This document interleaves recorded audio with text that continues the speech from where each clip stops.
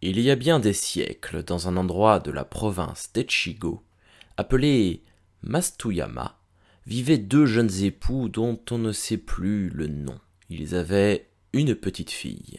L'homme appartenait à la classe des samouraïs, mais il avait peu de fortune et vivait très simplement sur un petit bien dont il dirigeait lui-même la culture. La femme avait les mêmes habitudes de simplicité.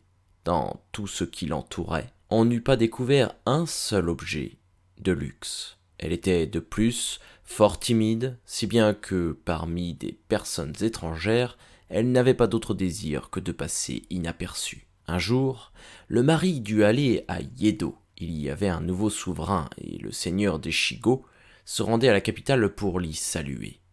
Le jeune homme faisait partie de la suite de ce personnage.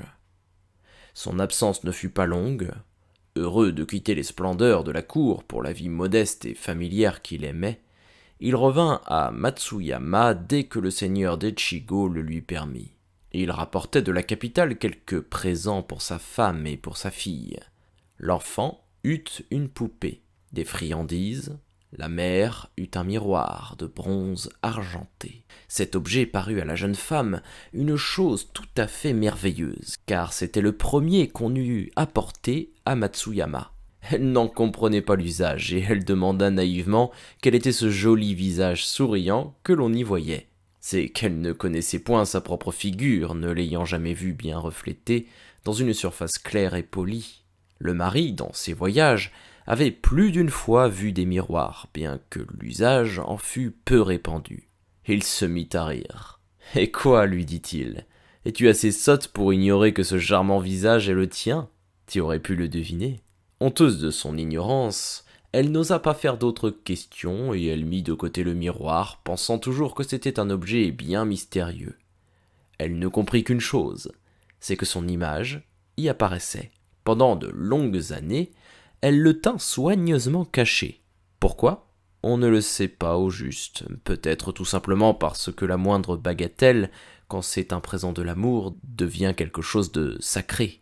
Alors, à certains jours, on le regarde avec tendresse, mais on hésite à le montrer à d'autres personnes, qui ne pourraient pas le voir avec les mêmes yeux. Cette femme avait une santé chétive. Elle mourut jeune. Pendant sa dernière maladie, lorsqu'elle se sentit tout près de sa fin, elle prit le cher miroir et le donna à sa fille en lui disant « Après ma mort, il faudra le regarder matin et soir, et tu m'y verras. N'aie pas trop de chagrin. » Puis elle mourut. À partir de ce moment, la jeune fille ne manqua point de regarder soir et matin dans le miroir. Aussi naïve que sa mère, à qui elle ressemblait beaucoup d'âme et de visage, elle ne sut point qu'elle y voyait non pas les traits de sa mère, mais les siens. Elle parlait à cette image, persuadée dans son cœur qu'elle se rencontrait ainsi avec sa mère, et rien ne lui était aussi précieux que son miroir.